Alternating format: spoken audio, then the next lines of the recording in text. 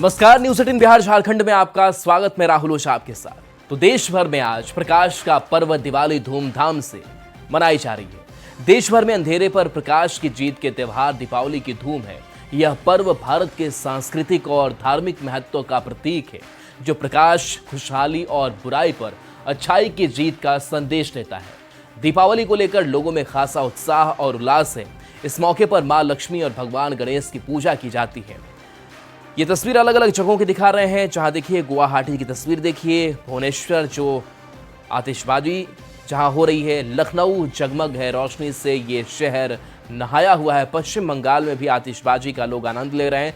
तो दिल्ली के ये इंडिया गेट की तस्वीर देखिए, जहां दिवाली की जो रौनक है वो देखते ही बन रही है। पश्चिम बंगाल की भी तस्वीर देखिए, जहां पर बीएसएफ जो जवान है वो दिवाली मनाते हुए अपने साथी जवानों के साथ दिखाई दे रहे हैं। लखनऊ की सड़कों को देखिए, जहां पर लखनऊ जगमग है। भुवनेश्वर की भी तस्वीर कुछ इसी तरीके की है। गुवाहाटी में भी लोग दीप जला रहे हैं।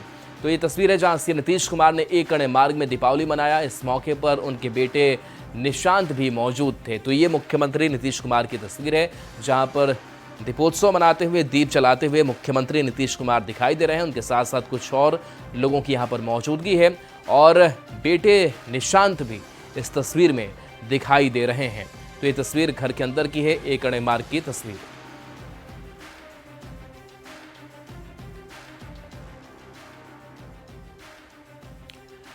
तो दीपावली का पर्व आज पूरे देश में धूमधाम से मनाई जा रही है। पटना सिटी में भी खास उत्साह है। तख्त श्री हरमंदिर जी पटना साहिब को रंग बिरंगी रोशनी से सजाया गया है। श्रद्धालु दीप जलाकर और मोमबत्ती लगाकर गुरु के दरबार में मत्था टेक रहे हैं और परिवार के सुख शांति की कामना कर रहे हैं।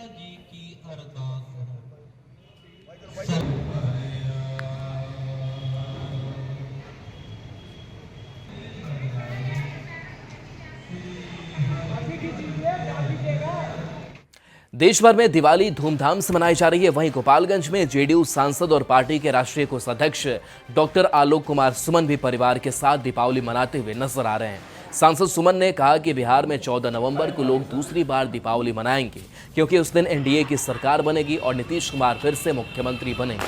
वहीं सांसद की पत्नी भी दीपावली धूमधाम से मनाते नजर आ रही है। आज तो खास है ही, इसके साथ हम लोग 6 और 11 को खास है, और सबसे जो महापर्व है वो 14 को हम लोग मनाने जा रहे हैं। उस 14 को एनडीए की सरकार बन रही है और हमारे परम पूज्य माननीय नीतीश कुमार जी हमारे फिर से बिहार को नेतृत्व करेंगे, मुख्यमंत्री बनेंगे और बिहार को विकसित बिहार की दिशा में लेकर जाएंगे। आज मेरे लिए बहुत बड़ा दिन है। सर तो हमेशा बाहर ही रहते हैं, उनको तो परिवार के लिए, बच्चे के लिए कोई टाइम नहीं है। आज हमारे साथ है तो आज बहुत अच्छा लग रहा है। पूरे परिवार के साथ आज सब परिवार इकट्ठे हुए हैं। मधेपुरा का खुराहान में माता छिन्नमस्तिका डाकनी मंदिर 11,000 दीपों से जगमग कर रही है। माता छिन्नमस्तिका डाकनी मंदिर का दृश्य अद्भुत और भव्य है। पूरे मंदिर परिसर को 11,000 दीपों से सजाया गया, जिससे पूरा इलाका दिव्य प्रकाश से नहा उठा है। दीपों की रोशनी में मंदिर परिसर का नजारा देखते ही बन रहा है। आसपास के ग्रामीणों और श्रद्धालुओं की भारी भीड़ मंदिर में जुटी रही। वहीं मंदिर परिसर के साथ साथ विभिन्न देवालयों और शिवालयों को भी सजाया गया है। खुराहान के युवाओं ने इस आयोजन में बढ़ चढ़कर भाग लिया और सामूहिक प्रयास से पूरे क्षेत्र को रोशन कर दिया।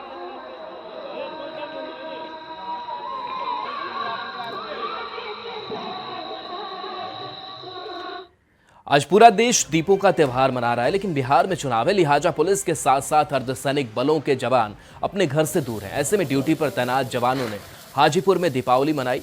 वैशाली एसपी की एक पहल ने पुलिस के साथ साथ अर्धसैनिक बलों को परिवार की कमी नहीं खलने दी। वैशाली एसपी ललित मोहन शर्मा ने जिले के सभी थानाध्यक्ष को पुलिस कर्मियों और अर्धसैनिक बलों के साथ दीपावली मनाने और उन्हें मिठाई खिलाने का आदेश दिया था, जिसके बाद जिले में वैशाली पुलिस के अधिकारी और पुलिसकर्मियों ने अर्धसैनिक बलों के साथ मिलकर दीपावली मनाई।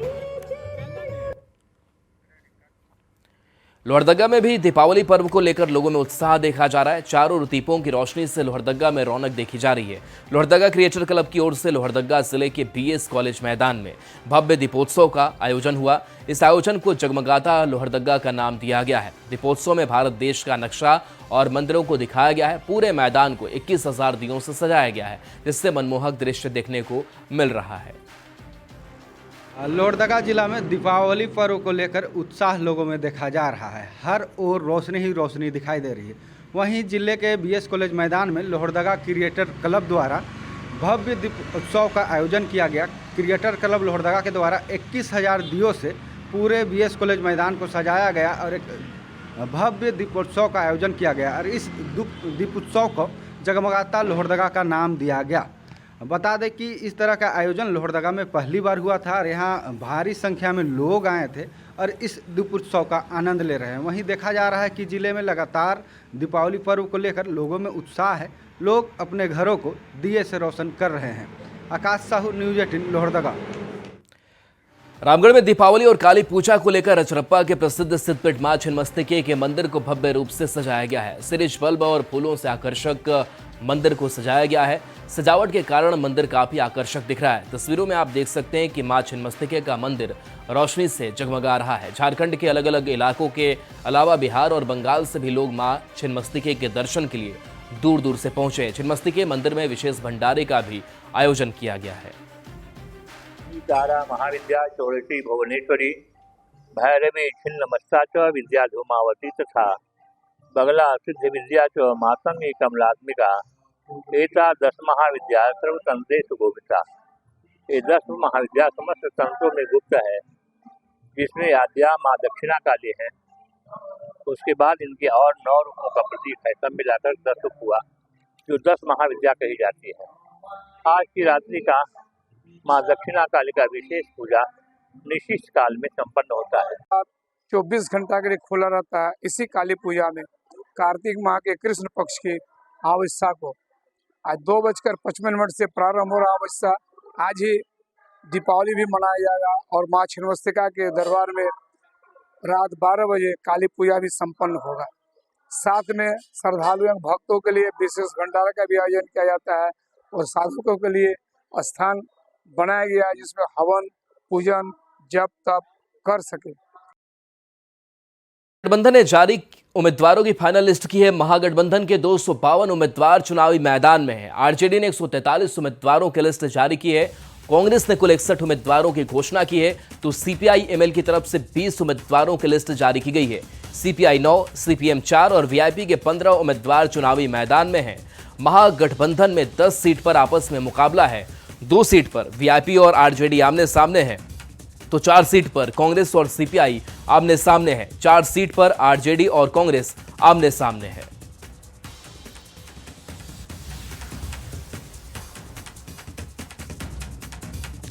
तो वीआईपी ने अपने उम्मीदवारों की अंतिम सूची जारी की है। 15 विधानसभा सीटों पर वीआईपी ने अपने उम्मीदवार उतारे हैं। कई सीटों पर आरजेडी और वीआईपी आमने सामने हैं। मधुबनी के बाबू बरही सीट से बिंदु गुलाब यादव वीआईपी उम्मीदवार बनी है। आरजेडी से बाबू बरही सीट पर अरुण कुशवाहा को उम्मीदवार बनाया गया है। चैनपुर सीट पर भी दोनों पार्टियां आमने सामने हैं। चैनपुर से आरजेडी के बृजकिशोर बिंद और वीआईपी से पाल गोविंद बिंद उम्मीदवार बनाए गए हैं।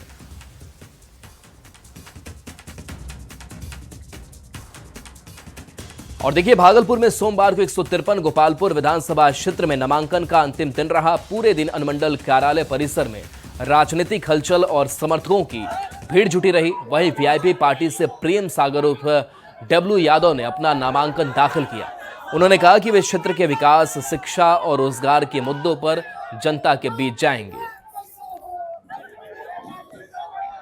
साल से पिछले 20 वर्षों से गोपालपुर विधानसभा की जो स्थिति है, हमारे माता बहनों, अभिभावकों, युवा साथियों के द्वारा जिस आशा विश्वास के साथ जनप्रतिनिधि को चुना जाता था, 20 वर्षों से हमारा गोपालपुर विधानसभा उसी स्थिति में, बदहाली की स्थिति में है। और देखिए, आरजेडी ने उम्मीदवारों की लिस्ट जारी कर दी है। उम्मीदवारों की आधिकारिक लिस्ट जारी हो चुकी है। 143 उम्मीदवारों की लिस्ट जारी की गई है। तो आरजेडी 143 सीट पर इस बार का चुनाव लड़ रहा है।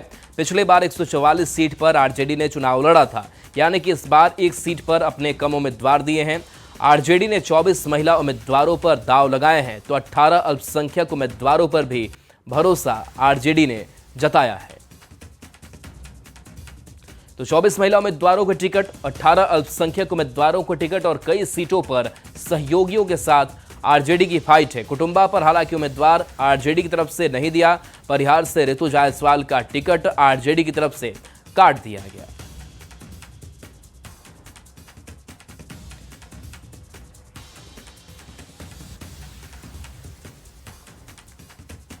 अब देखिए, कांग्रेस ने भी अपनी 5वीं लिस्ट उम्मीदवारों की जारी की और कुल मिलाकर 61 उम्मीदवारों की घोषणा की गई। 61 सीट पर चुनाव कांग्रेस की तरफ से इस बार लड़ा जा रहा है। पिछली बार 70 सीटों पर चुनाव लड़ा और इस बार इन 5 लिस्टों में 61 उम्मीदवारों की घोषणा, 61 सीट पर कांग्रेस चुनाव लड़ रही है।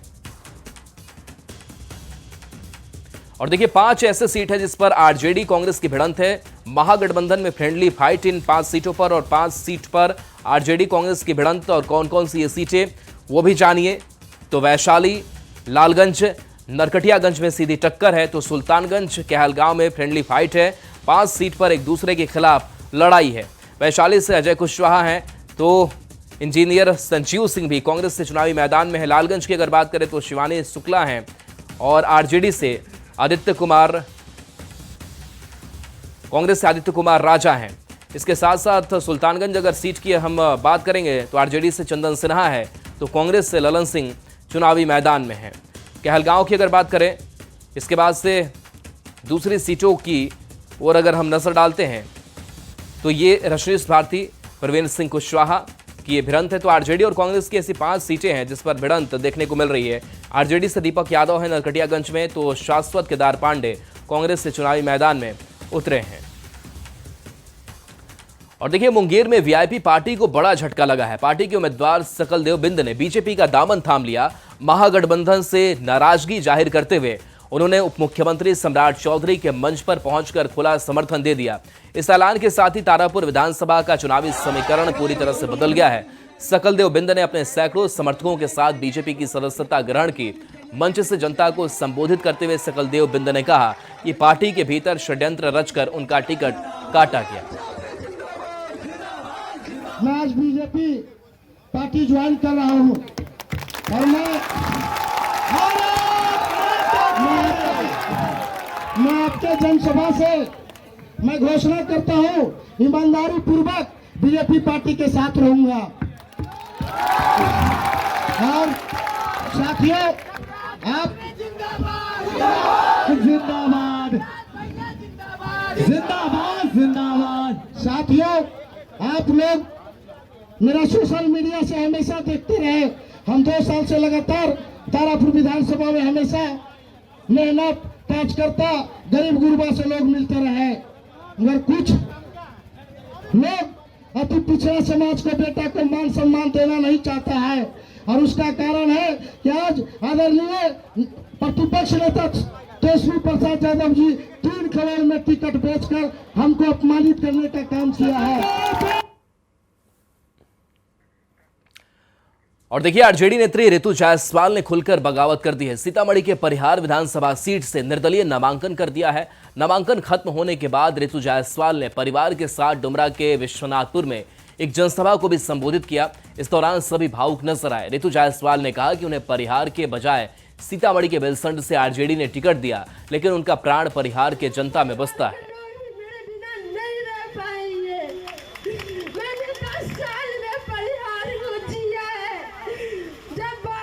से चुनाव लड़ने को कहा गया, परिहार छोड़ने को कहा गया। मैं परिहार नहीं छोड़ सकती हूँ। मुझे लगता है कि परिहार मेरी आत्मा है और कभी भी इस जिस्म को आत्मा से अलग करेंगे तो फिर वो मृत्यु ही होती है। शायद मैं मर जाती परिहार से अलग हो करके। मैंने कहा कि जिसको हाथों में आप परिहार देने जा रहे हो, आपको लग रहा है कि वो जीत जाएगी, लेकिन वो नहीं जीत सकती, मैं जानती हूँ। अगर जीतना होता तो 2010 और 2015 का चुनाव उनके ससुर जी जीत गए होते, लेकिन परिमार्जन के बाद, परिसीमन के बाद उनका जीतना नामुमकिन है। ऐसे में अभी जो वर्तमान विधायक जो 15 साल से है, उनका आतंक भी कम नहीं है। परिहार को ने झेला है उनको 15 साल से। तो मुझे ये लगा कि ये मेरी जिम्मेवारी बनती है कि चूंकि जिनको राष्ट्रीय जनता दल ने सिंबल दिया है, उनके अंदर परिहार निकालने की क्षमता नहीं है। और सासाराम से बड़ी खबर, जहां सासाराम से आरजेडी प्रत्याशी की गिरफ्तारी हो गई। सत्येंद्र शाह नामांकन के बाद अरेस्ट कर लिए गए। अनुमंडल कार्यालय से गिरफ्तारी की गई। झारखंड के एक मामले में इन्हें अरेस्ट किया गया है। आपराधिक मामले में गिरफ्तारी की गई है। तो नॉमिनेशन के बाद से गिरफ्तारी इस आरजेडी के प्रत्याशी सतेंद्र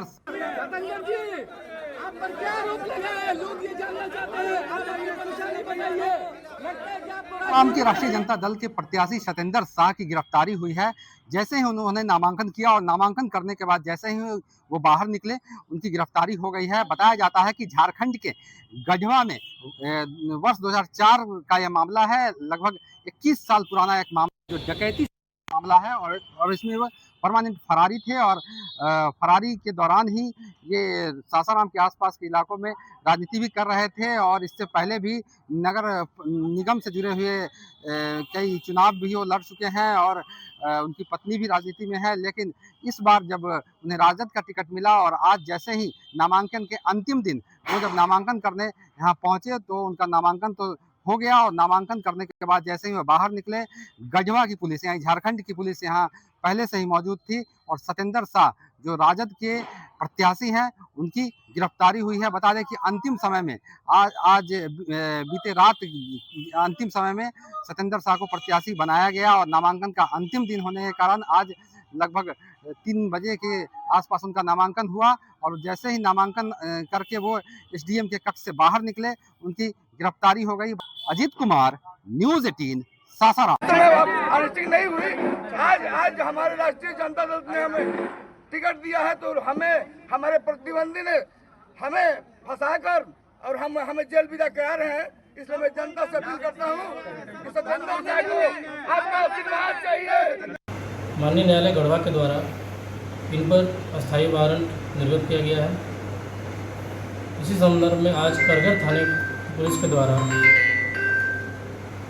इनकी आज विधिवत गिरफ्तारी करते हुए माननीय न्यायालय गढ़वा के समक्ष प्रस्तुत करने की कार्रवाई की जा रही है।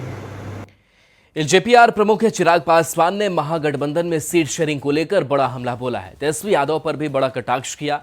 कहा कि जिस तरह से महागठबंधन धाराशायी हुई है उस सीट पर भी अब एनडीए की जीत की प्रबल संभावना है। तेजस्वी यादव पर कहा कि जो गठबंधन अपने 5 दलों को साथ नहीं रख सकता, एकजुट नहीं रख सकता, वह बिहार और बिहारी को एकजुट कैसे रखेगा। बल्कि अब जिस तरीके से महागठबंधन धराशायी हो रहा है, ध्वस्त हो रहा है, वो भी कहीं ना कहीं कई ऐसी सीटें जो संभवतः हम लोग अपने खाते में नहीं गिन रहे थे, वहां पे भी हम लोग को वॉकओवर देने का कार्य करेगा।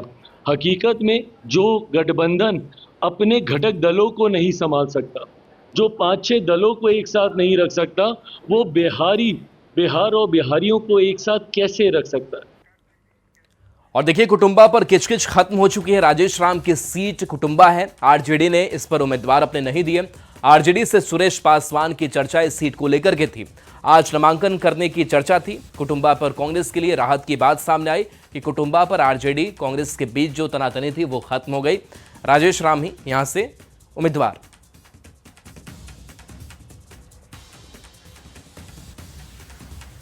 तो देखिए, आरजेडी की लिस्ट से सबसे बड़ा दिवाली जो गिफ्ट है वो बिहार कांग्रेस के अध्यक्ष राजेश राम को मिला है।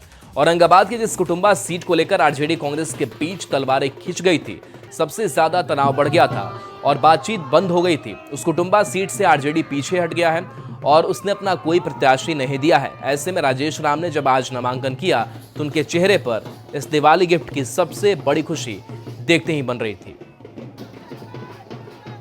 यहाँ सभी कार्यकर्ताओं गठबंधन का जो है समर्थन है, हम सबके प्रति आभार प्रकट करते हुए धन्यवाद देते हैं कि ये कम समय में हमें कार्यकर्ताओं ने जितना उत्साह भरा है, हम आने वाला समय में एनडीए को बाहर करें। और चलिए, न्यूज़ 18 बिहार झारखंड पर खबरें आपके लिए लगातार जारी है।